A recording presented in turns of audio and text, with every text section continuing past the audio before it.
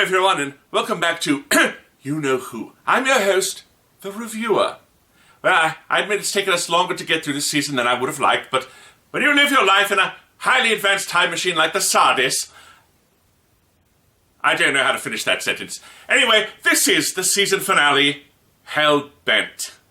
And with me, as always, is my cameraman, Jamie. Jamie, I'm sorry! No, I didn't it's mean to fine, forget. it's fine. What do I care?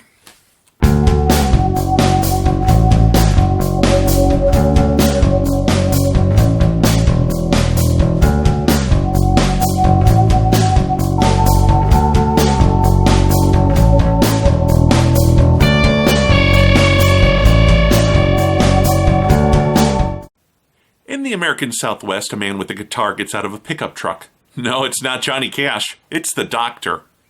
He enters a familiar diner and sees a waitress. A familiar-looking English waitress. He has no money but is willing to play for some food. She agrees and asks what the name of the song is. It's Clara, and this is her story. On Gallifrey, the Doctor is walking away from the Citadel. He heads towards the farmhouse where he was raised. In the Citadel, the Time Lord President is upset that all the cloister bells are ringing. The Wraiths are sure that the city is in danger. The Sisterhood of Khan has returned to Gallifrey to witness the Doctor's return. The matron who runs the farm comes in and is shocked to see the Doctor there, only offering, "They'll kill you," as a warning. Outside, she serves him a bowl of soup as he's surrounded by the poorer members of Gallifreyan society. I salute you with my spoon, although this is universally recognized as an act of war by the grapefruit people of the planet Citrus. Many have died needlessly in the name of a well-balanced breakfast. A large attack ship arrives, ordering everyone away from the Doctor. They don't move. The ship orders him to the capital, but the Doctor stands and draws a line in the sand before returning to his barn to the applause of the people. The General advises the President to let him talk to the Doctor. Called out of his barn, the General and his soldiers salute the Doctor, but he walks back in without listening. Next, the entire High Council is ignored. The President is getting more and more furious. The High Priestess explains that the Doctor holds him responsible for the Time War. He finally goes to meet with the Doctor, who throws his confession dial at the President's feet and tells him repeatedly to get off my planet. The President, Rassilon, orders his soldiers to aim at the Doctor. They fire. Oh, and could he have a lemonade, please? All the soldiers missed. The Doctor's legend grew to mythic proportions during the Time War. One by one, the soldiers throw down their guns. The President will kill the Doctor himself when reinforcements arrive. The Doctor's reinforcements. Rassilon is again advised to get off the Doctor's planet. A ship takes off, carrying him away from Gallifrey. The General questions the Doctor's wisdom in dismissing Rassilon here at the near end of time. There may be nowhere to go. But the Doctor doesn't care and tells him that the High Council is next to be banished. The High Priestess joins the Doctor in the Gallifreyan Matrix. The confession dial is supposed to be a place where one confronts his demons and finds peace before their dead mind is uploaded into the Matrix. Rassilon turned the Doctor's dial into a torture chamber. In conference, the General explains that the hybrid, the crossbreed of two warrior races, is now predicted to stand in the ruins of Gallifrey and destroy all time and space.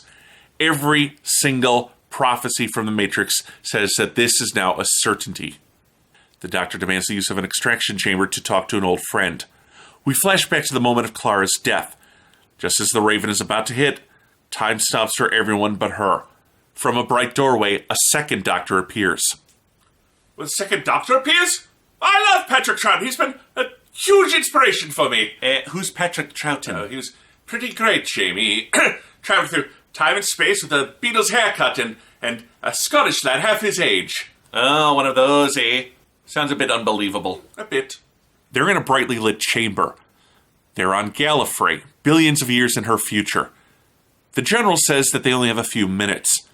Clara feels like something's wrong, like something's missing. The Doctor explains that's because for the first time in her life, she's not hearing something. Her heartbeat. Her body has been time-locked, frozen at the moment before her death. And since her death is an established fact, they will need to return her to that moment. At this point, the Doctor punches the General and steals his gun. He won't let Clara die, but saving her could fracture time. He asks the General what life he's on. He answers 10th, and the Doctor shoots him.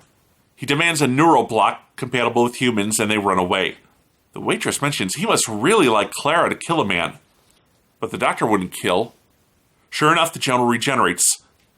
That last time was his only time as a man. She's back to normal now. The High Priestess knows they're heading towards the Matrix. Where else would the doctor go but to the most dangerous place on the planet? The doctor explains the only way to save Clara would be to wipe her memories of him. As they head into the Matrix, the doctor assures Clara the cloister wraiths will not hurt them. They only attack if you try and leave. They come across a Dalek. The cables running throughout the Matrix have it pinned, and it begs to be exterminated. Over time, alien invaders have tried to capture the Matrix. They, in turn, are captured by the Matrix itself, which uses them as a form of defense. Clara narrowly avoids the Weeping Angels and a Cyberman as they get closer to a secret exit. They find an old service hatch, and the doctor explains. A student once disappeared for 4 days. He was later found in another part of the city. The wraiths told him how to escape, but he was completely insane. Clara gets the doctor to admit that that student was him. She gets him to look her in the eye. She wants to know how long they've been apart. He brushes it off, even as the general and High Priestess arrive in an elevator. And Clara yells at them to stay back. It doesn't matter what the hybrid is, it only mattered that they thought the doctor knew, and thus he had power over them. He knew the Time Lords were behind her death, and he was going to make them pay. The Time Lords admit to Clara that the doctor was trapped in his confession dial for over 4 billion years.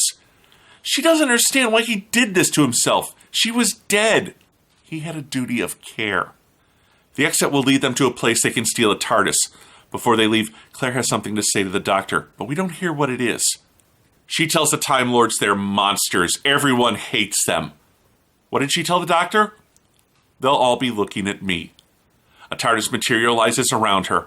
The High Priestess calls him out. The doctor has broken every one of his codes, all in the name of giving Clara hope. The new TARDIS dematerializes. He asks Clara to check her heartbeat. It should have restarted once they left Gallifrey, except it hasn't. The tattoo is still on her neck. The doctor is convinced that time will heal itself. Clara will live. He takes his TARDIS to the end of time itself. He needs to make an adjustment to his neural block. There's a knock on the door. He explains there's someone outside waiting for him. Me. Me? You? No, him. Oh, what? Arya. Ah. Sure enough, a shielder is waiting. Even the other immortals are now gone. She is the last thing alive in this dying universe. Clara died a long time ago. It was sad, it was beautiful, and it was fact. The doctor can't change that. She asks him about the hybrid. Inside the TARDIS, Clara turns on the view screen to watch them. In the Matrix, the wraiths told the young doctor about the hybrid and it scared him. He says it's me, the product of 2 warrior races, human and Myra. The Time Lords and Daleks just assumed it was their 2 races.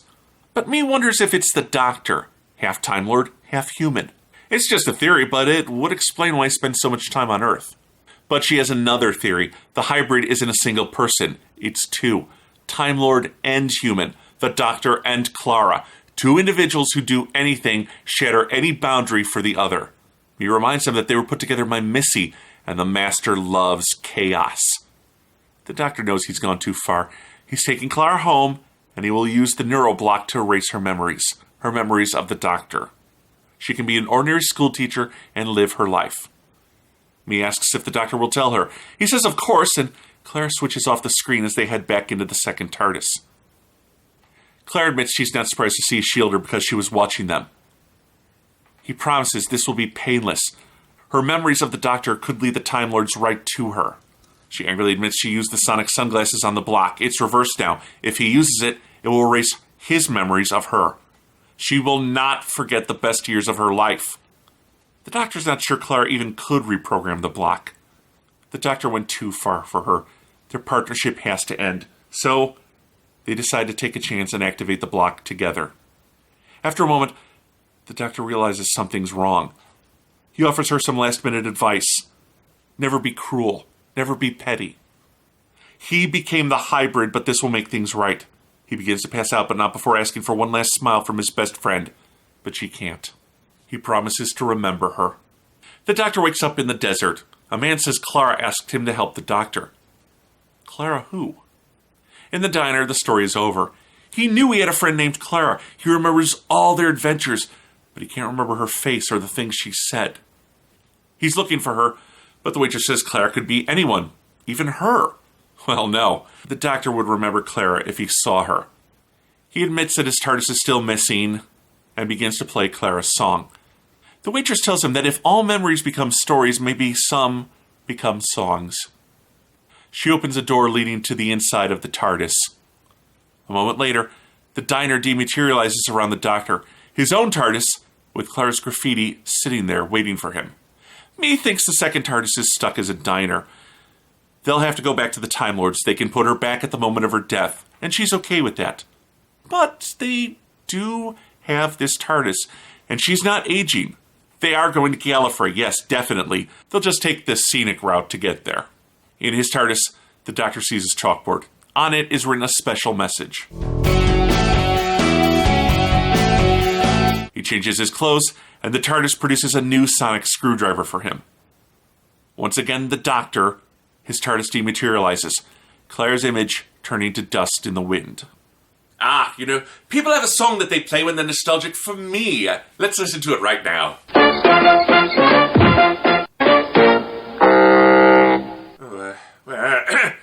It's not really a song, more a series of notes played to underscore a comedic failure.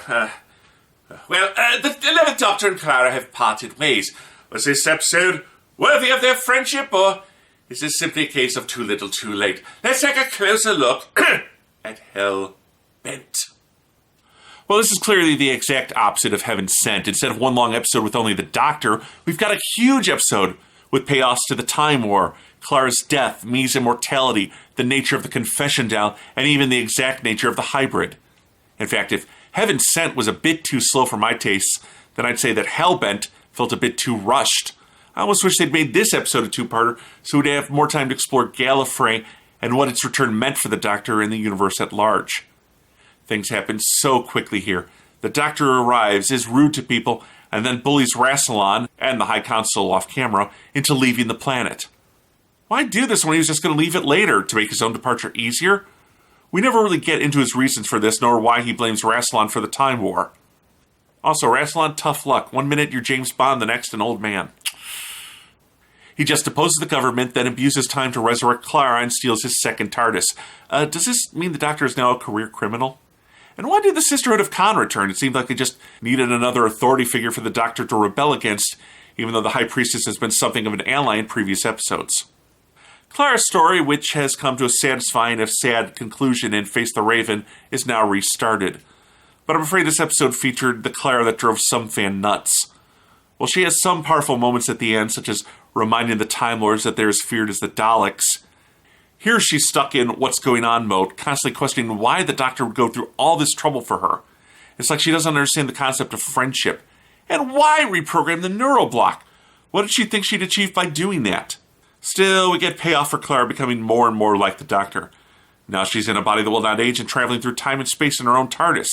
That's as close as you can get without the regenerations. This was also a decent payoff for Me's story. She finally gets her right in the TARDIS, although what is this, her second eternity through this universe? The Me-Clara partnership would be an interesting one, and I look forward to seeing where they'll go with this in the spin-off media that's no doubt coming. In this story, the Doctor is at his best when he's angry. His smoldering anger in the Matrix when he explains just how his confession doll was turned against him. Other than that, it's all a bit standard for Peter Capaldi. I think we got a solid payoff for the hybrid, even if we never got a definitive answer. It explores all the theories put forth by the series and even a few fan ones. Hey, honestly, I've been a fan of the Doctor's half-human story ever since the Paul McGann TV movie. Me's right, it would explain why he loves Earth so much. The final farewell when Clara leaves behind the amnesiac Doctor does feel emotional, but it kind of undermines the powerful, even more emotional death in Face the Raven. Overall, this episode felt rushed and full of average performances, but it did have payoffs that seemed logical and acceptable for the running threads that were woven throughout this season. But I have to admit that I'm rather fine with the idea of Claire and me traveling through time and space and flipping burgers. I give Doctor Who, Hellbent, 3 TARDISes out of 5. I'm afraid that Clara goes out with neither a bang nor a whimper, merely an eh. And I got a viewer, we're getting an alarm from the Patreon system. The Patreon system? Oh, we were supposed to be there months ago, delivering quality reviews. We'll have to go there right away. Hey, but what about the Christmas episode? We'll get to that, Jamie, but it will be a few months down the line. Until next time, my friends, I'm Jamie the cameraman, and this is You Know Who. An unmitigated goal! Oh, crumbs.